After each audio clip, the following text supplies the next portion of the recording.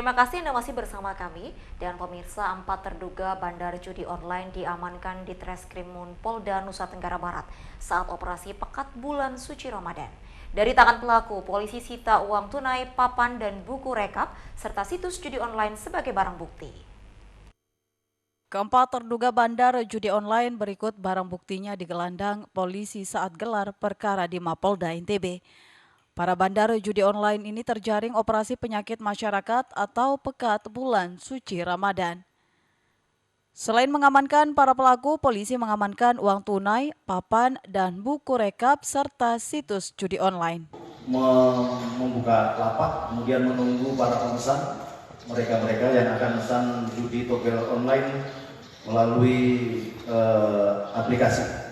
Kemudian untuk pasal yang dikenakan, pasal 303 ayat 1 dan kedua KUHP dengan ancaman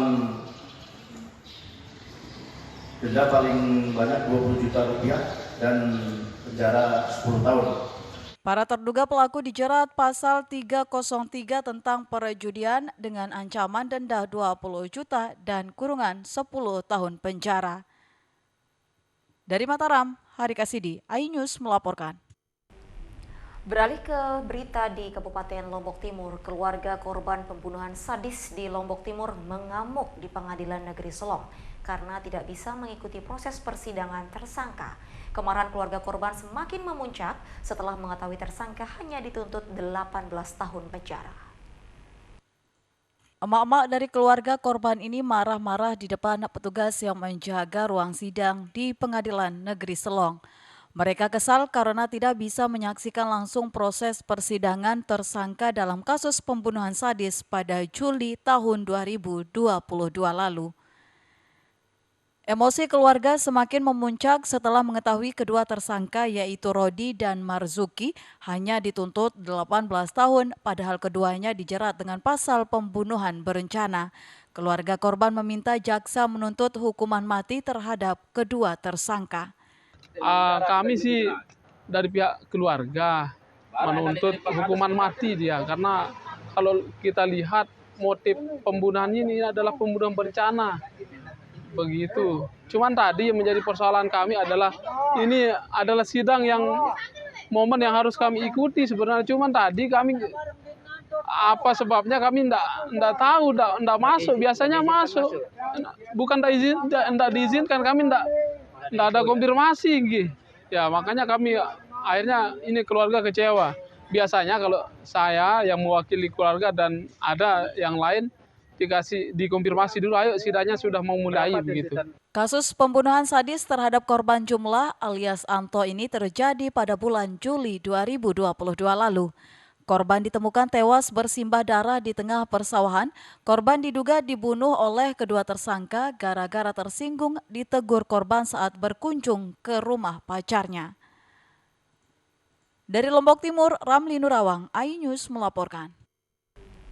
Dan pemirsa, pemerintah daerah Nusa Tenggara Barat melakukan formulasi terkait besaran tunjangan hari raya yang akan diterima oleh pekerja. Langkah ini guna memastikan bahwa seluruh pekerja baik swasta maupun ASN mendapatkan tunjangan hari raya. Pemerintah daerah NTB melalui Disnaker Trans NTB mulai melakukan sosialisasi ke sejumlah perusahaan di NTB terkait pembayaran THR 2023. Dalam sosialisasinya itu, Disnaker juga membahas pembayaran THR bagi pekerja yang belum genap bekerja 1 tahun sehingga tetap mendapatkan haknya berupa tunjangan hari raya. Bagi kelompok buruh atau pekerja swasta, besaran THR yang diberikan akan menyesuaikan dengan finansial perusahaan. Dinas Tenaga Kerja dan Transmigrasi Provinsi NTB pun mulai membuka layanan konsultasi terkait hal tersebut termasuk membentuk tim pengawasan untuk memastikan setiap perusahaan menjalankan kewajibannya. Perlu edukasi, perlu menyediakan layanan konsultasi karena menghitung itu kadang-kadang salah persepsi. Orang yang masuk kerjanya baru 1 tahun, bagaimana cara ngitungnya atau baru 1 bulan pokoknya dia bekerja. Itu ada di pedoman sebenarnya. Nah itulah yang kita turun sosialisasi, edukasi. Kalau dia ada persoalan, silahkan kita membuka layanan konsultasi itu. Nanti kalau H-7 atau H-5 tidak dibayar, baru ada kan pengaduan nanti. Sedangkan untuk pegawai pemerintah dengan perjanjian kerja atau P3K, Sekda menyampaikan THR akan dibayarkan sesuai dengan kemampuan daerah.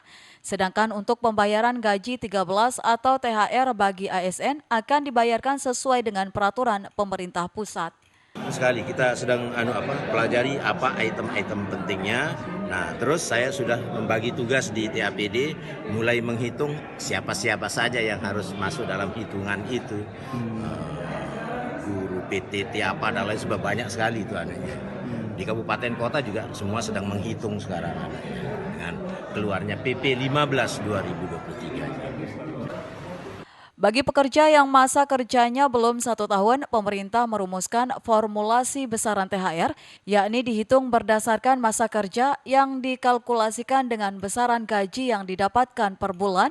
Hal ini dimaksudkan agar seluruh kelompok kerja tetap mendapatkan THR untuk memenuhi kebutuhan dalam menyambut Hari Raya Idul Fitri, meski usia kerja 1 atau 2 bulan.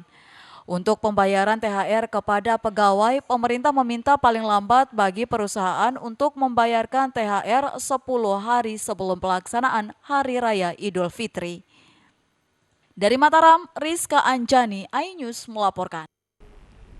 Dan pemirsa, informasi terkait desa wisata akan segera kami hadirkan untuk Anda dan tetaplah bersama kami di iNews NTB.